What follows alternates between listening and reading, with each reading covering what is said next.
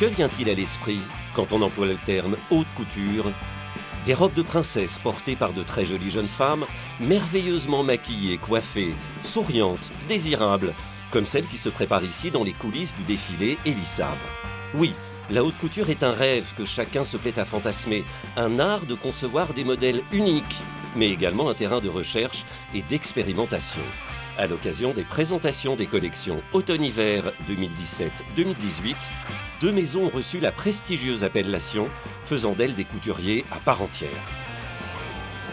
Tout d'abord, Schiaparelli. Célèbre dans les années 40 pour son avant-gardisme, la griffe est aujourd'hui propriété de l'homme d'affaires italien Diego Della Valle. En 2015, il nomme Bertrand Guyon. Ce diplômé de l'école de la chambre syndicale de la couture parisienne évoque aujourd'hui un Orient sublimé, saupoudré de surréalisme. C'est une façon aussi d'utiliser les codes de la maison en les traitant sous un mode très graphique, un peu comme des ombres chinoises, des kimonos très purs, beaucoup de légèreté aussi, une certaine fraîcheur, une certaine simplicité aussi, quelque chose d'assez légère, fluide. Le défilé se déroulait dans les salons de la maison, place Vendôme. Salons qui ont également accueilli la présentation des candidats du prochain Festival international de la mode à Hyères, car Bertrand Guyon en sera cette année le président. Seconde maison à accéder au rang suprême de couturier, Julien Fournier. Il a développé des jacquards qui reprennent les motifs abstraits en vogue dans les années 60. Il s'est également inspiré du fameux dripping expérimenté par Jackson Pollock à la fin des années 40 pour tester de nouveaux types de broderie. En tant que membre maintenant complet de la Fédération de la couture, j'ai voulu montrer que les savoir-faire français pouvaient aussi se projeter sur des taches de couleurs, des broderies, des effets 3D et quelque chose d'extrêmement innovant. Parce que l'idée, c'est de faire avancer les mentalités. Expérimenter le fossé entre la 2D et la 3D, c'est le credo de la néerlandaise Iris van Herpen. Sa collection s'appelle « Entre les lignes ». Celles, très graphiques, entre lesquelles évoluent les mannequins, sont l'œuvre de la plasticienne italienne Esther Stocker. Les deux artistes cherchent la perfection à travers l'illusion optique. C'est toujours un jeu entre les matières et le corps. Il y a beaucoup de transparence et de couches superposées dans cette collection. Cela amplifie les mouvements des vêtements. Ce qui est très important, une fois encore, c'est le jeu entre l'ombre et la lumière. Né à Tokyo, Yuima Nakazato a poursuivi ses études à l'Académie des Beaux-Arts d'Anvers, en Belgique. Il souhaite changer le regard que le monde porte sur la haute couture et voue un culte aux imprimantes 3D. Sa collection est inspirée des 4 éléments, l'eau, la terre, l'air et le feu. J'ai tout d'abord créé un nouveau système de textile. Il fonctionne à partir d'unités. Toutes ces unités sont reliées entre elles et cela crée un tissu, un textile. On peut alors monter les vêtements. Il n'y a ni machine à coudre, ni aiguille, ni fil, simplement des unités.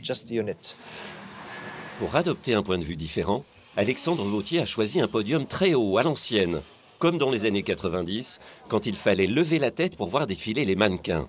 Le couturier mélange les époques, les genres, les couleurs et les coupes.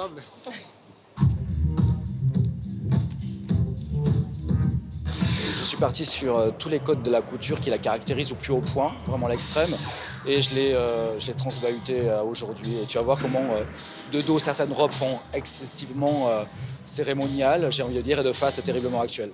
Nouvelle venue dans le calendrier des présentations haute couture, la griffe israélienne Galia Lahav. Ces robes du soir sont conçues à Tel Aviv.